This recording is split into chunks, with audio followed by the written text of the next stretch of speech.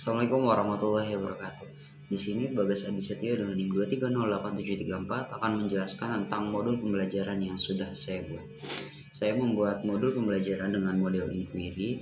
Jadi mengapa sih saya menetapkan inquiry sebagai model yang saya buat atau model yang saya pilih? Yang pertama, dari inquiry sendiri merupakan metode pembelajaran yang menekankan pada peranan aktif siswa ya dalam proses belajar. Jadi siswa itu didorong untuk bertanya, melakukan penyelidikan serta menemukan jawaban dari pertanyaan yang mereka temui gitu. Nah, sehingga mereka juga dapat memecahkan masalah secara mandiri. Nah, jadi dari aspek tersebutlah saya menetapkan inquiry sebagai model pembelajarannya. Oke, kemudian ada strategi dalam melaksanakan pembelajaran di kelas. Untuk strategi sendiri, guru akan ditempatkan sebagai fasilitator dalam pembelajaran gitu ya.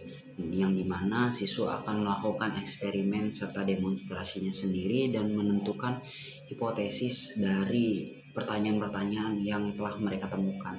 Jadi, guru akan bertugas sebagai pendamping siswa dalam melakukan eksperimen serta menemukan jawaban dari apa yang sudah mereka tanyakan.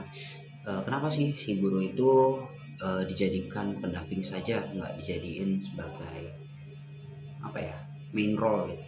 Nah, ini sebenarnya balik lagi ke inquiry tadi ya. Jadi karena inquiry ingin mengembangkan berpikir kritis dan kreatif serta kemandirian siswa, jadi guru ditempatkan sebagai seseorang yang bertugas mendampingi saja seperti itu.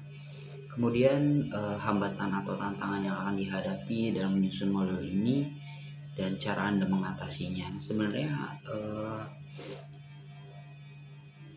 nggak ada sih ya, nggak ada sih hambatan yang saya temui dalam penyusunan modul ini karena sudah cukup jelas ya dari sumber-sumber yang telah Ibu berikan, mulai dari video atau buku, akses buku sebenarnya cukup mudah. Kita juga bisa lihat dari Kemendikbud gitu ya, CB, dan menurut saya itu sangat membantu dan juga banyak banget contoh-contoh modul yang bisa kita ATM ya, amati, tiru, dan modifikasi, sehingga saya tidak menemukan kesulitan yang akut dalam menyusun modul ini. Kesimpulannya adalah dengan berbagai kelebihan yang dimiliki oleh model pembelajaran inquiry dapat dipertimbangkan ya untuk menjadi salah satu pendekatan yang efektif dalam mendukung perkembangan intelektual dan keterampilan hidup siswa secara menyeluruh. Seperti itu. Dan mungkin itu saja video yang bisa saya sampaikan mengenai dari penjelasan tentang pemilihan model pembelajaran, strategi, hingga hambatan dan tantangan yang saya temui dalam penyusunan model pembelajaran ini. Kurang lebihnya mohon maaf. Minal aidin wal faizin. Wassalamualaikum warahmatullahi wabarakatuh.